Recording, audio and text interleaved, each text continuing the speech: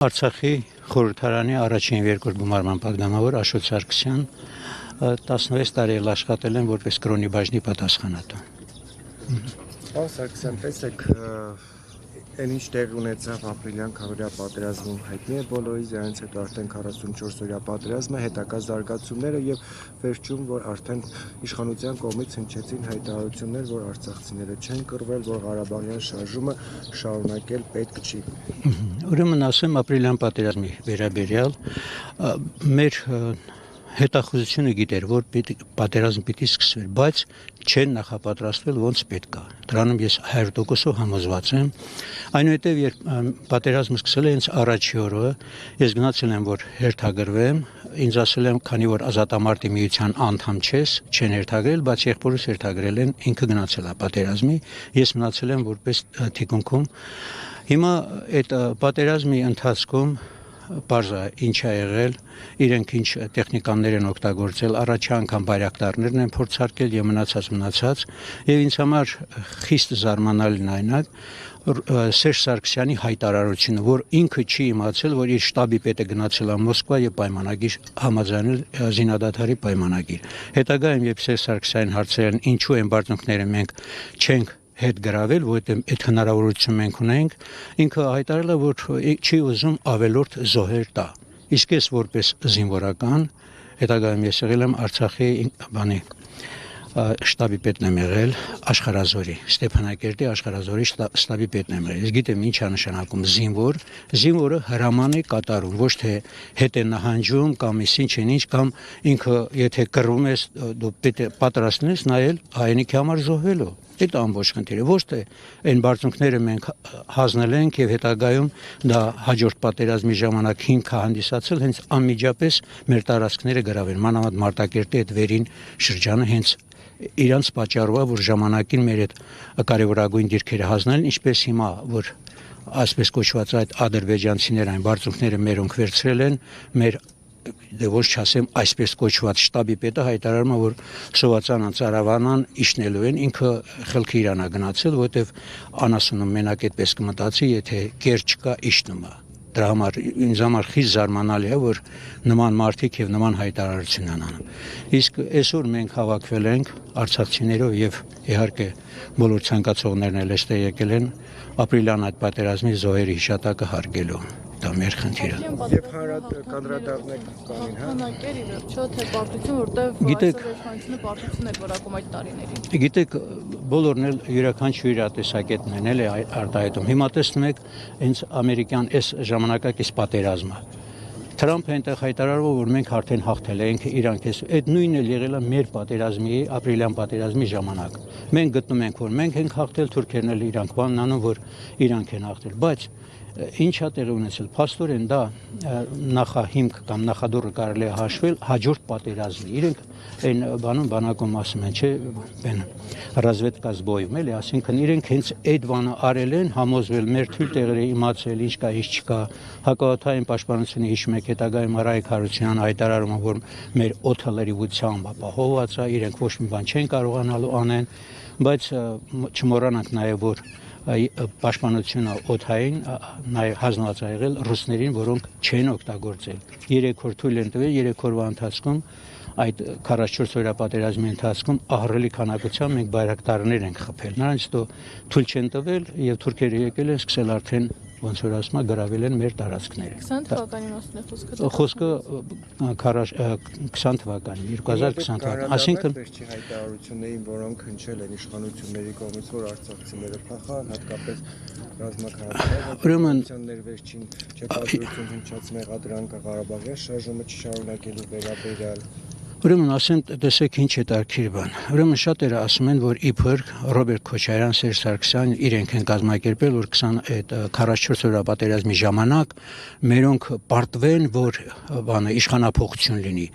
Դա ես բացարձակ անմտություն եմ ասում, ինչի համար։ Հանձնաժողով է ստեղծվել 44 օրյա պատերազմի վերաբերյալ։ Եթե այդպիսի փաստ լիներ, իսկ ում կներկայացնեին, իսկ ինչու են թաքցրել։ Որտեւ բոլոր այն 1000-ից ավել մարդկանց հարցակննել են, բոլորն էլ պարզ ասել են, ովքեր են իրենց հրաման տվել, որ դիրքերը հիմա կոնկրետ մեր օրինակը ասեմ, Աշխարհազորը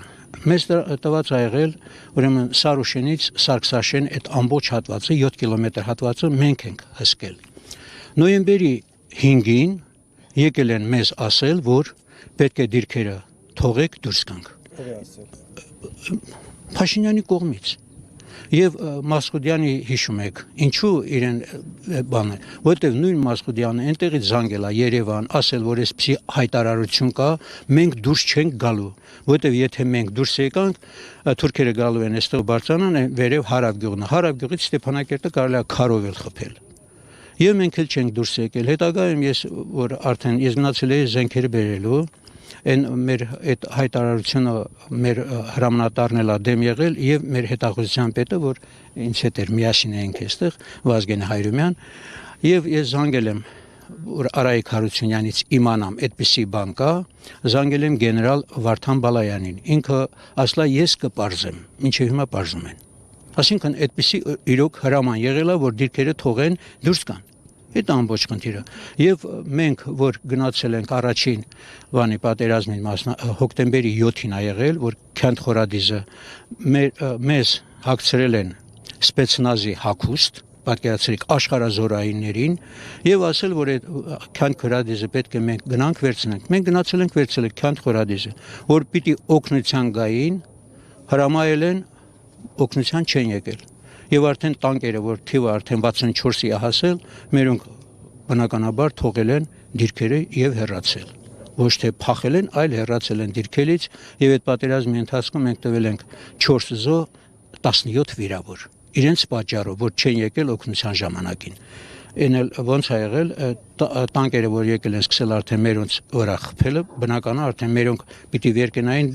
խրամատներից որտեվ եւ ականանդետներով են խփում եւ ամեն տեսակ գրադով բանով խփում են պետք տեղը գիտեն բնականաբար պիտի դուրս գան դուրս են եկել այդ շարժվելու ժամանակ 4 հոգի մենք զոհ ենք տվել եւ հետագայում գնացել 2 հոգի այնտեղից հանել երկուսին հնարավոր ա եղել հանել երկուսին չեն կարողացել որտեվ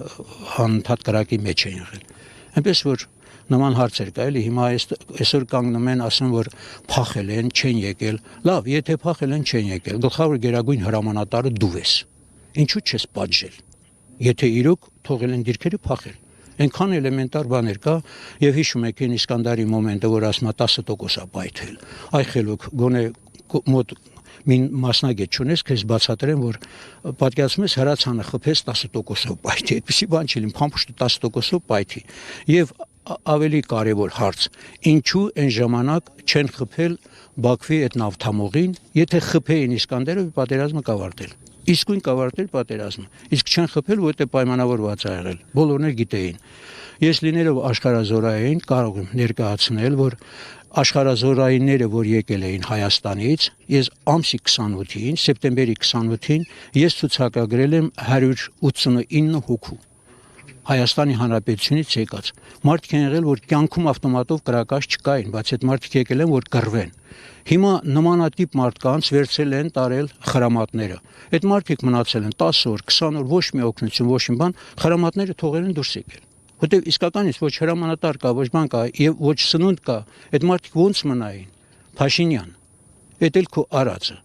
Եվ 600 հոգի եկել են ծորը, մենք գնացել ենք ես մեր հրամանատարի հետ աշխարհազորի։ Գնացել ենք ասում ենք տղաներ, խնդրում եք, եկեք աշխարհազորին միացեք։ Մենք ունենք հրամանատարներ, ես ինչ եմ, մեկը կասկածել, իմացել է թե ես բանեմ Հայաստանից գնացած եմ, ասում է ախպեր ջան Ստեփանակերտցիները բոլորը փախել են, ասում ով ա քեզ ասել, ես ինքը Ստեփանակերտցի եմ, արմատներով Ստեփանակերտցի, ես փախել եմ։ Չէ ասում մնացած ով ա դες ասել որ փախել են դուք ձեզ մի արդարացրեք խնդրում եմ եկեք եւ 4 հոգի են եկել գնացել աշխարհազորին եւ իրենք մեղք չունեն որտեւ ասում եմ իրանց խափել են այդ մարդիկ ասում է գոնե մի 5 օրով գնանք տուն լողանանք ինչ որ հաց ուտենք գոնե սնվենք գանք հետ ա եղել ամբողջ խնդիրը